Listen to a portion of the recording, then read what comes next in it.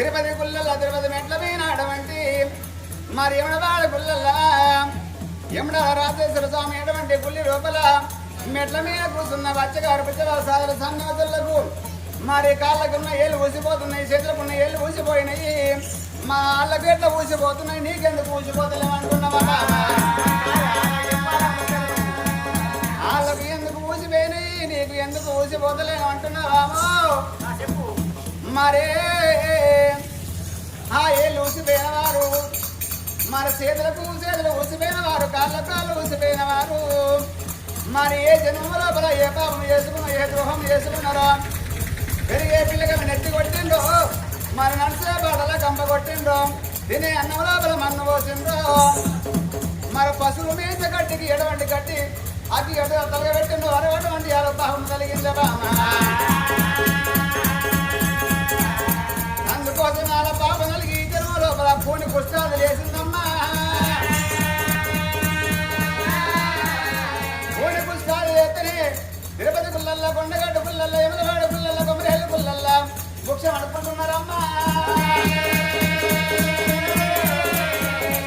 ఒక్కమాట ఏమన్నా నానేశ్వర వాళ్ళకు పూని పుష్టాలు రోగం తెచ్చినంటున్నావా?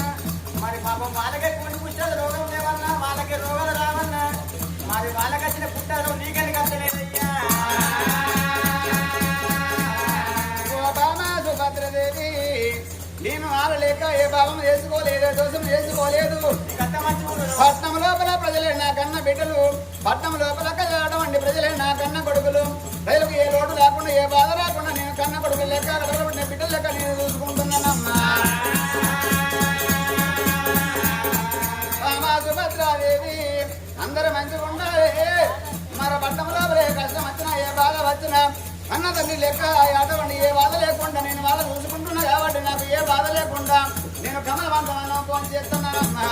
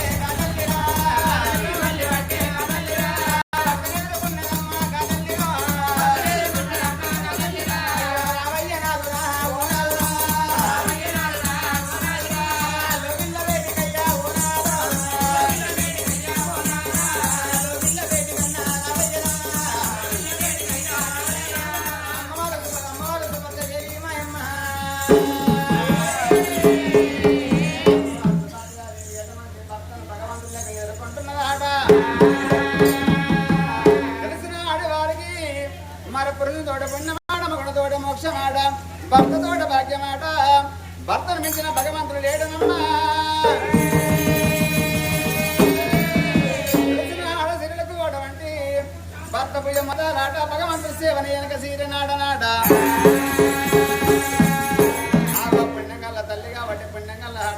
తల్లి సుభద్రాదేవి భర్త ప్రాతాలు గడుపుకొని ఇల్లు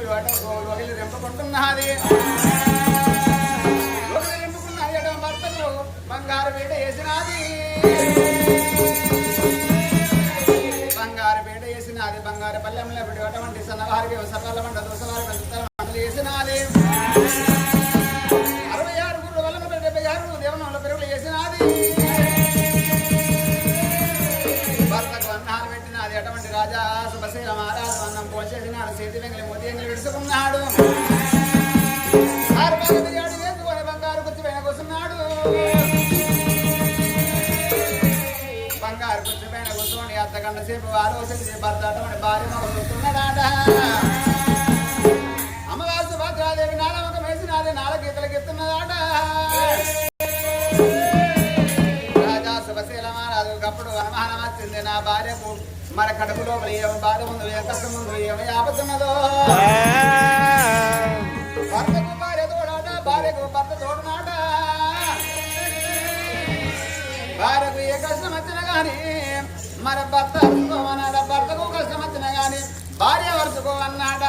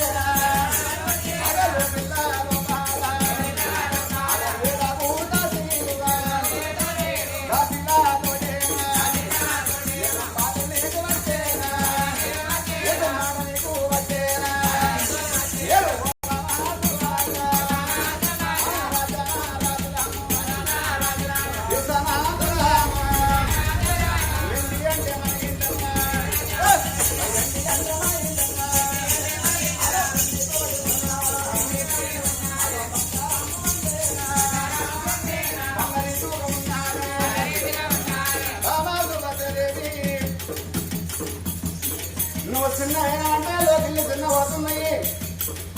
మనకు అందుకే అంటారమ్మా ఇంటి లోపల ఇద్దరు ఆలమూలు కిలకిల నమ్ముకుంటా ఉంటేనే ఇంటికి శృంగారమాట బడి లోపల పిల్లలు ఉంటేనే బడికి శృంగారము గుడి లోపల లింగం ఉంటేనే బడికి శృంగారమాట మరి ఏ బాధ వచ్చినా ఏ కష్టం వచ్చినా కానీ భార్యకేమో భర్త తీరాడ భర్తకేమో భార్య తీరనాడనమ్మా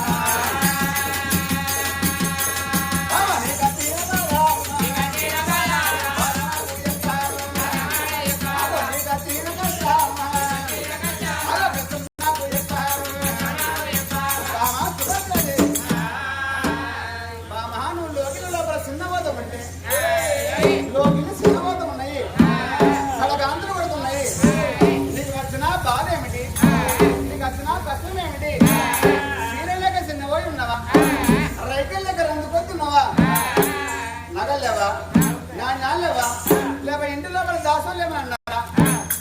లేక అడవన్న మన కొడుకు మంద మారాదు మన కొడుకు ఇంటి ఏమన్నా మాట అన్నాడా మరి ఆ మాట ఈ మాట కాదని అటువంటి మా కొడుకు శశిరేఖ ఉన్నది మరి అందుకే అందరు మరి ఎంటికి మేము కోడికి కన్నాడా అతనేమో కోడల మీద కన్నాడా మరి కోడల గిట్ట ఏమన్నా మాట అంటే తప్ప సీక్రెట్ కొట్టిందా అదే ఎందుకంటే పెద్ద మాసం అవుతున్నావు కదా అతను కోడలను మాట అంటే అనుకుంటారా లక్షలు పెట్టి కట్టాలని తీసుకొస్తారు వాళ్ళు అనుకుంటారు పందిలు లేవంటే 10 లక్షలు అడుగుతున్నాడు 10 లక్షలు అడుగుతున్నాడు చదువు లేకున్నా కానీ 33 రూపాయలు అడుగుతున్నాడు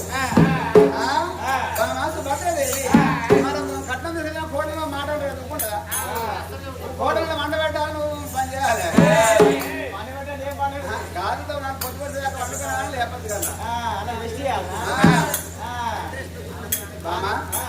నీకు బాధ వచ్చిన బాధ ఏమిటి నీకు వచ్చిన కష్టం ఏమిటమ్మా బాధ వచ్చింది ఏంటి అంటే కష్టం ఏంటంటే నీకు పెళ్ళ మీద పట్టి ఉంది అనికింతకు పెళ్ళ మీద పట్ట నీకు పెళ్ళం ఎందుకు నీకు ఇల్లు ఎందుకు నీకు రాజ్యం ఉంటే అయిపోయా నీకు దేశం ఉంటే అయిపోయా మరి బట్టి లేదు కింద మరి సీర కొనుకొచ్చి నా చూడు లైట్ వచ్చింది అది కూడా మంచిగా ఉన్నది అది కూడా బాగానే ఉన్నది నీకేం తగ్గదమ్మా జాగి కూడా బంగారు జాగడి దగ్గర మెరుగుతున్నది ఆయన పెద్ద మనిషి చెప్పా నా భార్యకి ఏం తక్కువ ఉన్నాయి నీకు చెప్పే పని ఆయన చెప్పుకుంది ఏమన్నా కట్ట ఆయనకి వెళ్ళి వస్తున్నా మంచిగా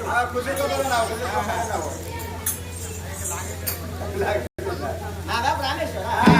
ఫోన్ చేసినావు భోజనం చేసుకున్నావు భోజనం చేసినావు నువ్వు మంచిగా నమ్మగా తిన్నావు కానీ మరి నా బాగా తిన్నదా తినలేదా మరి ఒకసారి తిన్నావని అడిగినావా నన్ను మరి తినలేక నువ్వు ఎక్కడ ముఖం ఆడుతుంది నాలుగు ముఖం వేసి నాలుగిద్దరికి ఏవాడిది ఎప్పుడే కమ్మమందమన్నా పోయి 9 కూర్చున్నా బామా తినపోతే ఇంటికి ఆడలు తినవాలన్నా భర్త అటు పోడు భయం భర్త గలవేలుడు భయం భర్త మొగడు బలాలకోడు భయం ఇంటికాడ ఆడలకు ఏం పని దుకాణాలకు వదరు రెండు కొడుకుడు తీసుకుంటారు దగ్గర ఫ్రై చేసుకుంటారు 2 కోడిగుడ్లు 2 ఉల్లిగడ్డలు ఉల్లిగడ్డ జీలకర్ర ఆవాలు మెంతులన్నీ వేసి దగ్గర కొలుసుకొని సగం బియ్యం పెట్టుకొని సుక్కల కూర వండుకొని మొలకల పువ్వు వండుకొని కడుపున ఫోన్ చేసి బోలు బొక్కలతోనే ఇంపరేస్తారు భర్తకి చెప్పినట్టు వింటాడు అయితేనేమో అది తిన్నాక మిల్లి చూస్తారు తప్ప మొగలిట చెప్పు తినడం అయితే కాకపోతాడు అయితే తిరిగిపోతాడు అయితే అని కారమే ఎప్పుడు కారమే మాయ తొక్కే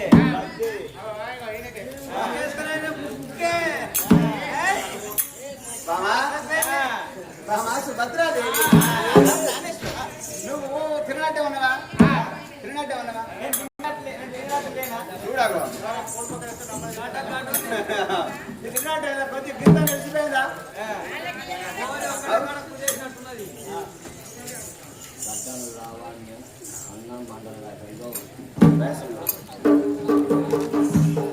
పిల్లగా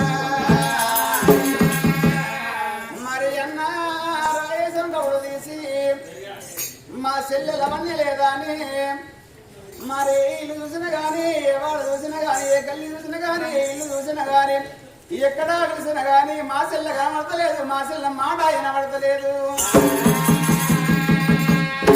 మా చెల్లె ఊరికైందా మా చెల్లె పల్లెకైందా మరి దారి చూస్తున్నా ఆ దారి చూస్తున్నా ఏ దారి చూసినా గాని 11 రోజుల నుంచి మా చెల్లెలవన్నీ కనబడతలేదు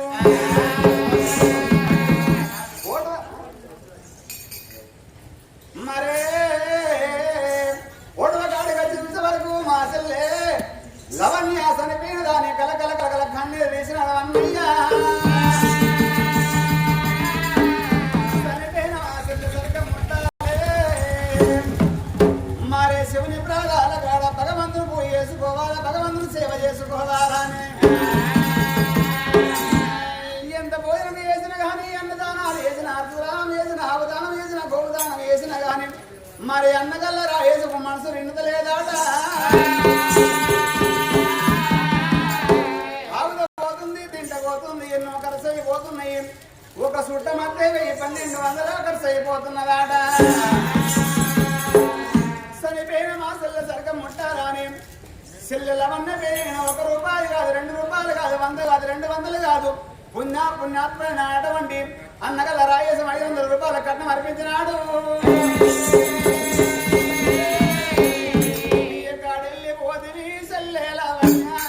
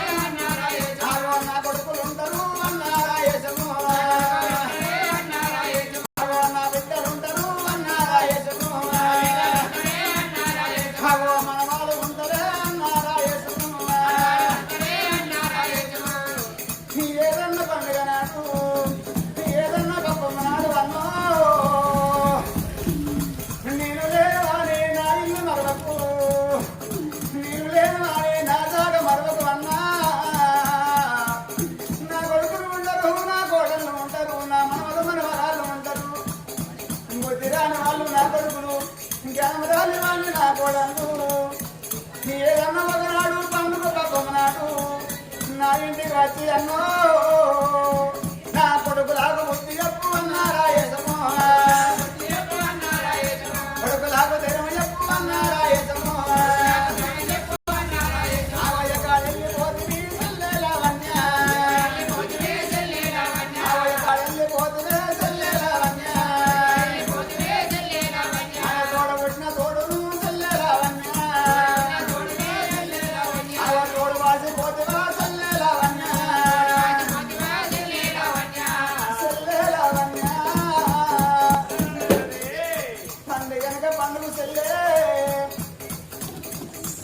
అన్న చెల్లెల పండుగ అంటే రాకెట్ల పౌర్ణమి అంటారు.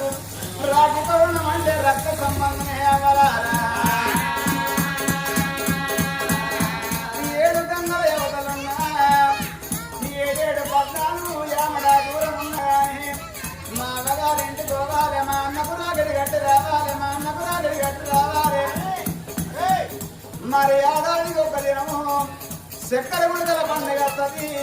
మా అన్నకు మా పిల్లగాళ్ళకు మా వదినకు చక్కెర గుడికలు పోసి రావాలని ఈ ఆడపిల్లకైనా ఏ ఆడబిడ్డకైనా అవుడు రొట్టెలు తిన్నా తల్లి గారు ఇల్లు వారికి వస్తాడా అన్నో ఇక నేను పోతున్నా అన్న నీకు రాజుల వాళ్ళు కడతారు అన్ను నీకు చక్కెర గుడికలు ఎవరు వస్తారన్నా రేపటి కదన్నా నువ్వు కొత్త ఇల్లు కట్టుకుంటే అన్నా నీకు కూడా ఎవరు పెడతారే అన్నో ఏదన్నా పండుగ చేసుకున్నాడు అన్నా నీకు మంగళారతి ఎవరు పెడతారే అన్నా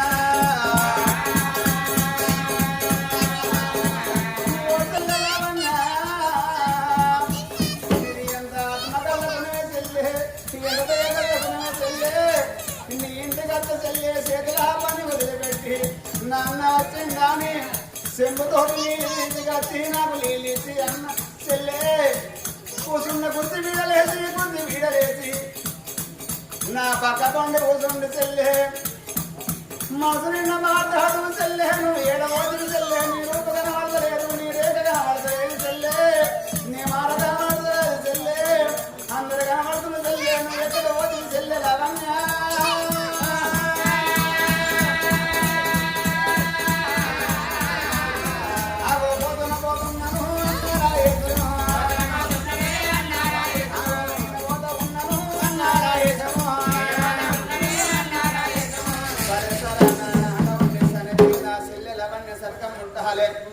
మనున్న అన్నగల్ల రాయేసం మరి మోక్షముగా నిన్ను నూరెళ్ళు సల్లంగా వరదిల్లాలే భద్రాదేవి ఎడవండి భర్త ప్రాధార కడగుసుండి ఏమంటున్నది ఏడేడు మెడల్లా కలియేడు మెడల్లా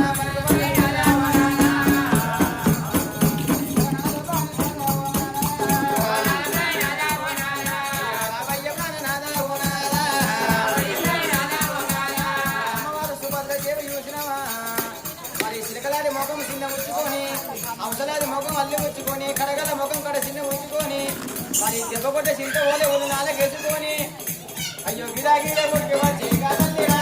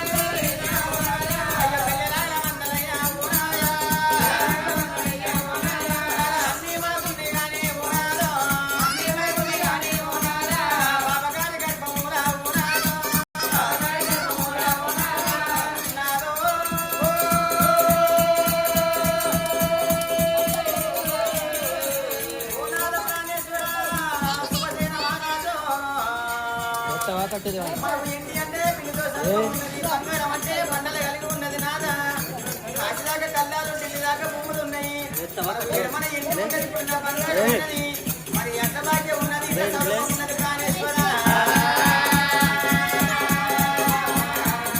మన యొక్క కడుపులోనే ఉన్నాదో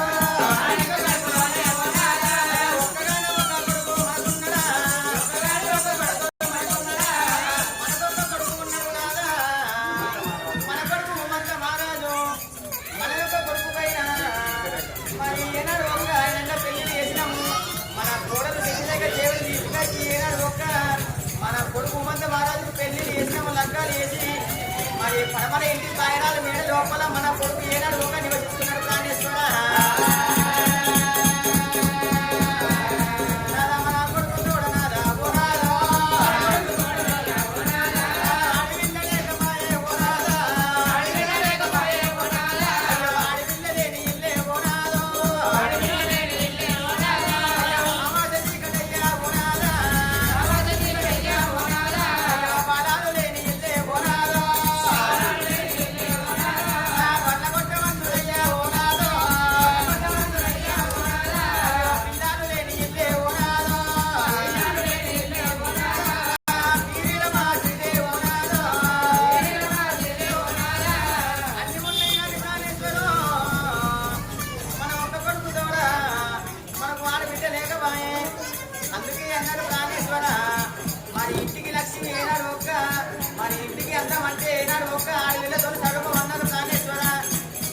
లోపల ఆడపిల్ల లేకపాయనయ్యా అయ్యో ఆడపిల్ల లేని ఇల్లే ఓనాదో పురాడు లేని ఇల్లే ఓనాదో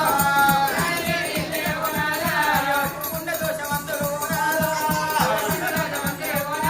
అయ్యో నీరాడు లేని ఇల్లే ఓనాదో తెలుసుండ దోషవంతుడు ఓనాదో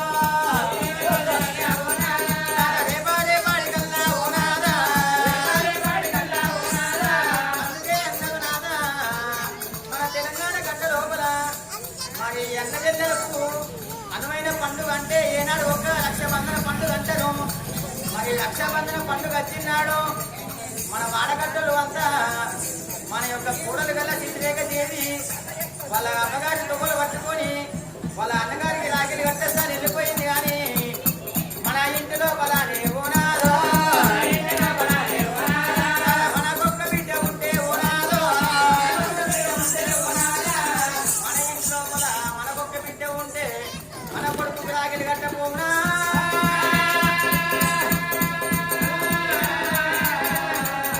అయ్యో వాడి ఇల్ల లేని ఇల్లే ఓనాదో మనకొక్క బిడ్డ ఉంటే ఓనాదో మనకొక్క బాల ఉంటే ఓనాదో రేపాడే పాడి కల్లా ఓనాదో మనకొక్క బిడ్డ ఉంటే నాదా రేపటి కల్లా మన బిడ్డ పెరిగి పెద్దవైనాక మరి లక్కానికి న్యాయంతో ఉన్నాక పెళ్లికి పెట్టుబడి ఉన్నాక మరి ఇక్కడ కాదు అక్కడ కాదు మరి ఎట్టి ఏడు గంగలు ఆవరించినాడు మీకు నాదా మన ఏనాడు ఒక మన అనుకున్న బిడ్డకు పెళ్లిని చేసినాక రేపటి కల్లా ప్రాణేశ్వర నాదా వచ్చి కూడి వచ్చిపోతే ఓనాదో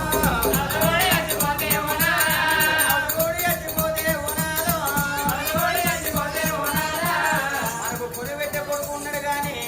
వెనుక ఏడ్చడానికి బిడ్డ బాబలేకపాయనే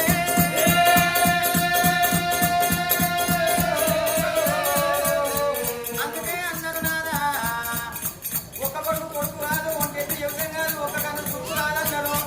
మరి రూపాయి ముళ్ళే కాదు ముద్దలు మూడు కాదు ప్రాణేశ్వర నాదా మన కొడుకు చూడనయ్యా ఓనాదో అడవిల్ల కావాలే ఓనాదో అందుకే అన్నది నాదా మరి ఆడపిల్లతోనే వియ్యము ఆడపిల్లతోనే కయ్యం అన్నారు. మరి ఆడపిల్లతోనే చుట్టిరిగము ఆడపిల్లతోనే మదనము అడవులతోనే పుట్టు అన్నారు ప్రాణేశ్వర ఆడపిల్లతోనే ఏనాడు ఒక రాకడ పోకడ ప్రాణేశ్వర అయ్యో నాదరా ఏ నాదో నాదరా వే నాదో రేపటి కల్లా అవుసుకోడి నాదో చచ్చిపోతే అందుకే అన్నారు నాదా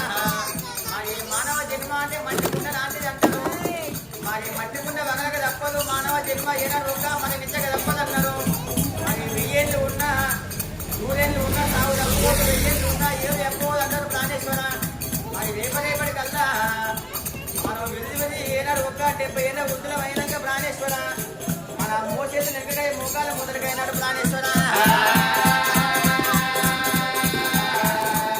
చచ్చిపోదనయ్యా ఓనాదో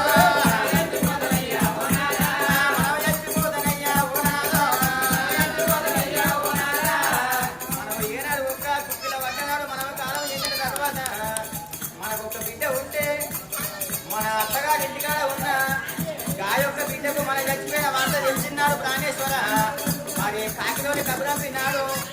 మరి మనిషితో ఏనాడు ఒక్క మతలాభం చేసినాడు ప్రాణేశ్వర మరి ఏనాడు ఒక్క అవ్వ నీ అవ్వ చచ్చిపోయింది మీ బాబు చచ్చిపోయింది అన్న వార్తగా కన్నబిడ్డ చేసినాడు ప్రాణేశ్వర చేతుల్లో ఉన్న చెలకల్లో ఉన్న గా బిడ్డ మరి చేతి లోపల పని చేతి లోపల వాడేసి మరి మూత మోసడి బిడ్డ మూత పక్కన వాడేసి మరి కోసేడి మరి ఏనాడు ఒక్క కోసేడి పూత పక్కన వాడేసి మరి చేతి లోపల 10 రూపాయలు లేకపోయినా మరి వాడగట్ల కొన్న 50 రూపాయలు సేవ చేసుకుపోయి అవ్వలారా నా తల్లిగారి ఇంటికాడ నా అమ్మ ప్రాణం పోయిందట నా పాప ప్రాణం పోయిందట అని వాడగట్ల కొన్న వీధి వీధి కొన్న అయ్యో బొచ్చ ఎత్తుకుంటా సాది చుట్టుకుంటా కాకన్న బిడ్డరా